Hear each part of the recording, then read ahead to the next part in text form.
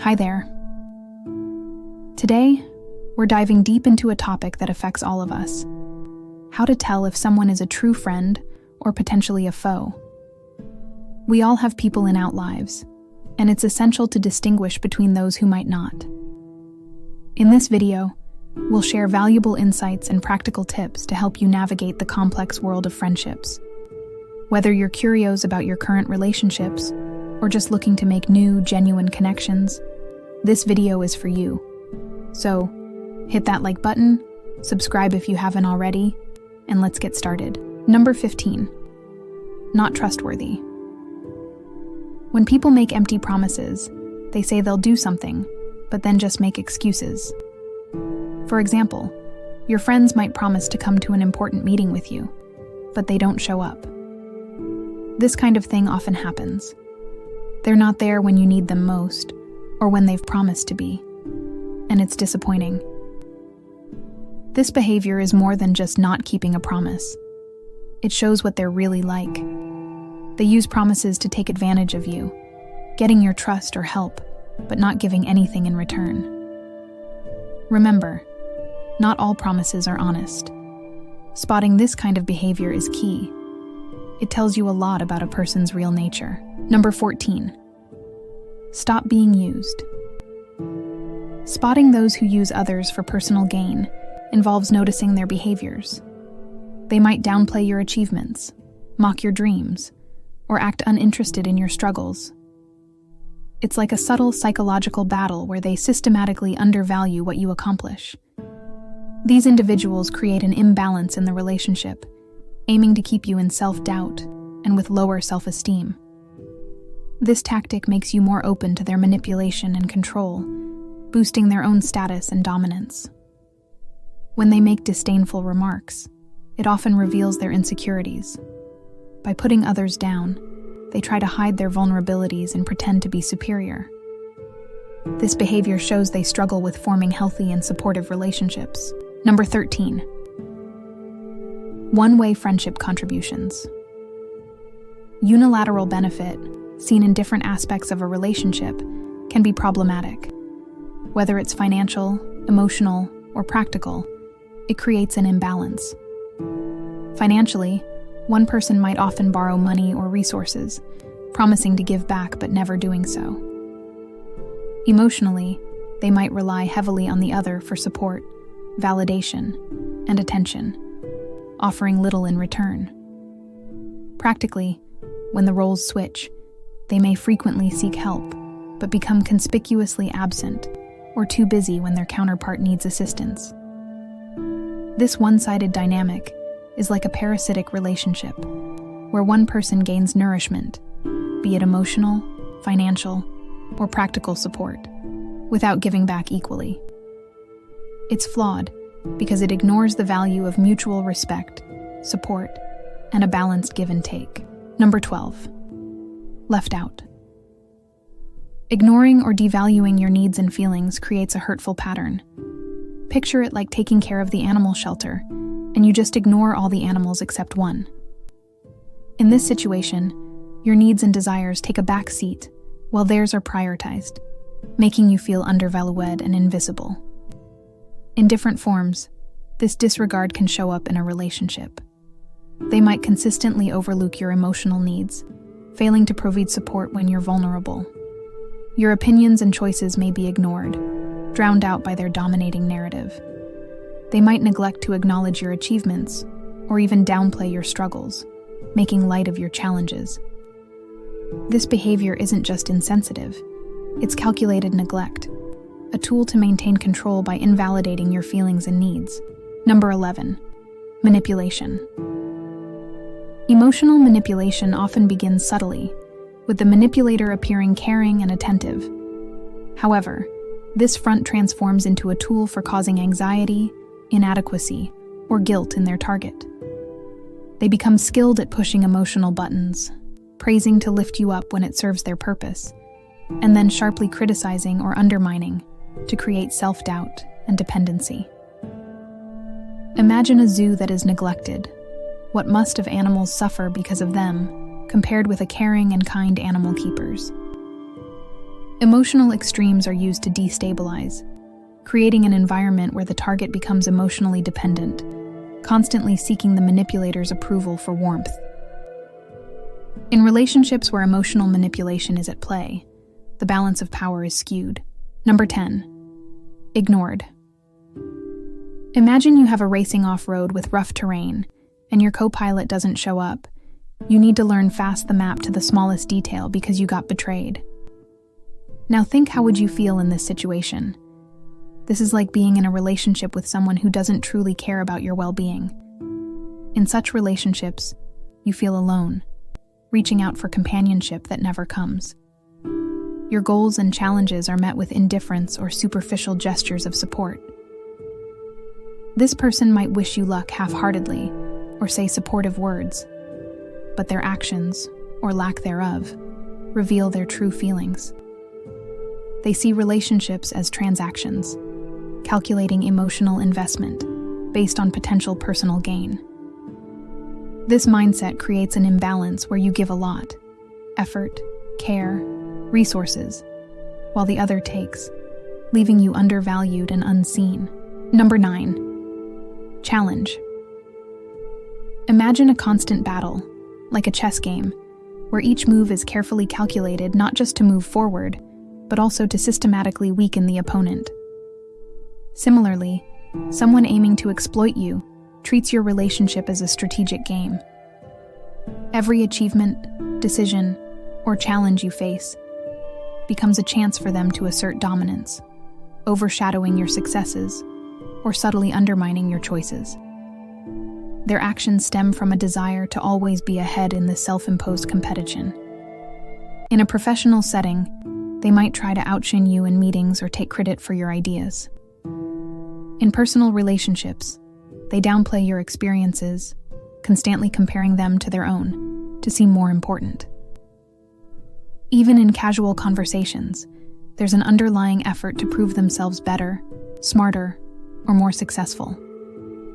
This behavior originates from deep-seated insecurity and a distorted sense of self-worth, where their value is not based on merit, but on being superior to others.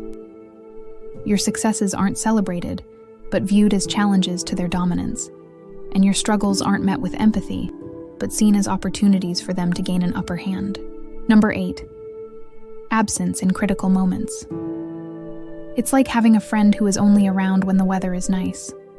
When the sun is shining, they're there to enjoy the good times and the benefits that come with the relationship. But as soon as a storm hits, when challenges arise and you need them most, they disappear, like a friend who only likes the sunny days and can't handle the rain. These people treat friendships as something useful for them, only staying involved if it helps them. Their help is only on the surface, given only when they get something out of it. When you really need true support and understanding, that's when you see they don't really care about the friendship. Being let down like this can really hurt. It makes you feel betrayed and lose trust, making you question what you thought was a strong relationship. It makes you think about what the friendship really means, and whether this person should be an important part of your life.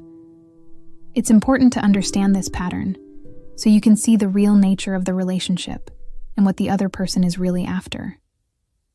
It means realizing that real friends are there for you, both in happy times and in tough times. Number 7. Lack of reciprocity. Imagine you're out shopping and have to carry a bunch of bags, some of them really heavy. Your friend, who's actually stronger and bigger than you, only picks up the light bags, leaving you to struggle with the heavy ones. This is like being in a friendship where the effort isn't shared equally. You find yourself always putting in time, energy, and emotion, trying to keep the friendship strong, but the other person doesn't do much. They might give very little back or not respond much when you talk or make plans. Sometimes, you're always there for them, understanding and supportive, but they don't offer you the same help or empathy when you need it. When it comes to sharing personal stuff and feelings, you're open and honest, but they keep to themselves or don't seem interested. This happens because some people are selfish in friendships. Good friendships need both people to give and take, share experiences, and put in a similar amount of emotional effort. Number 6. Gossip and breach of trust. This situation can be compared to a two-faced coin. On one side, gossiping appears to build a false sense of closeness and trust, like a coin showing a friendly face. It seems like they are confiding in you, drawing you into an exclusive trust circle. But the flip side is more harmful. It's when they betray your trust, using your personal or sensitive information as gossip. This action is not merely a breach of trust. It's a calculated move to undermine your sense of security. Like a coin with two faces, they show one side to you and another to others, using gossip as a tool for social manipulation, changing the coin's face to suit their needs. It can destroy what could have been a good, trusting friendship and cause social and emotional harm. It's really important to notice this kind of behavior to protect yourself from these kinds of harmful people. Number 5. Select availability. You're always there for them, but they're not there for you. It's like a phone line where you're always ready to answer, but they never are. You're always willing to listen, help, or support. Your time, feelings, and what you can give are always available to them. But the other person is as hard to reach as a comet in the sky. They're there sometimes, but you never know when, and it's always on their terms. This isn't because they're just busy or have different priorities. They choose to be unavailable. When you try to connect, you often get excuses, delays, or they just ignore you. Your messages are unseen, calls unanswered, and needs overlooked. This can make you feel really bad. You might start feeling like you're not good enough, wondering if what you do or who you are matters to them. A healthy relationship should have equal respect, effort, and presence from both people. Number 4. Making you feel guilty. Picture a situation where guilt acts like a puppet master, pulling on the strings of a kind-hearted person, guiding them in ways they might not choose on their own. The person using you knows exactly how to pull these strings. By tapping into your feelings of responsibility, empathy, or fairness, they make requests in such a way that saying no would make you feel heartless or selfish. They might also remind you about past favors or incidents, implying that you owe them and need to pay back. This method of making you feel guilty can be sneaky and harmful. It often starts with small things they ask you to do, and then slowly grows into bigger demands. Over time, your own limits start to wear down, and it gets harder to say no. You end up feeling stuck in a cycle of feeling guilty and just going along with things. Their needs and wants become more important than yours, which get ignored or pushed aside. This tactic works so well because it plays on the natural human wish to be seen as good, helpful, and kind. By making you feel guilty, these people twist these good qualities into tools they can use to control you. Number 3. Lack of personal interest. Imagine a conversation like a busy two-way street, full of the movement of thoughts, experiences, and feelings. In a good relationship, this street is lively with both people sharing and caring about each other. But when you're dealing with someone who's using you, the street becomes just a one-way lane. Their stories take over the conversation, and any try to talk about your life ends up going nowhere. This lack of interest in you shows up in different ways. Talking to these people can feel like you're just listening to them talk about themselves. They barely pay attention to what matters to you. This isn't just bad manners or not knowing how to talk to people. It's a clear sign of what they think is important. Noticing this lack of interest in you is important. It means being alert to the balance in your conversations and realizing how these talks make you feel. Number 2. Superficial closeness. Imagine a relationship like a grand building's facade. It looks impressive and substantial from the outside, suggesting a deep, meaningful connection. But upon closer inspection, you find that behind the facade, the building is hollow. The person may seem like a close friend, participating in conversations and activities, but their involvement is shallow. They're there for the fun and benefits, but absent in challenging times, indicating a lack of real commitment and depth in the relationship. You might notice that they enjoy the good parts of the relationship, but pull away when it gets hard, or when they need to give something up. Number 1, persistent lack of respect. This isn't just a one-time mistake or something said without thinking. It's a constant pattern in the relationship. It shows up in different ways, putting you down, not caring about your feelings, or ignoring your limits. This disrespect can be either small but constant, like tiny cuts, or big and obvious, like a painful injury to your self-respect. Think of a garden where respect is like the water and sunlight needed for growth. Without it, the garden becomes a lifeless place where nothing good can grow. In this kind of relationship, every talk or attempt to connect is full of the thorns of scorn and neglect. The person who doesn't respect you might use this attitude to try to be in charge or to keep you down, whether they realize it or not. Keep in mind that is normal for relationships to have ups and downs, but if you consistently feel threatened or harmed by someone, it may be best to distance yourself from that person for your well-being. I hope you liked the video. Since you've watched to the end, share your thoughts with us. Comment below if you're new to the channel, and please subscribe. See you soon.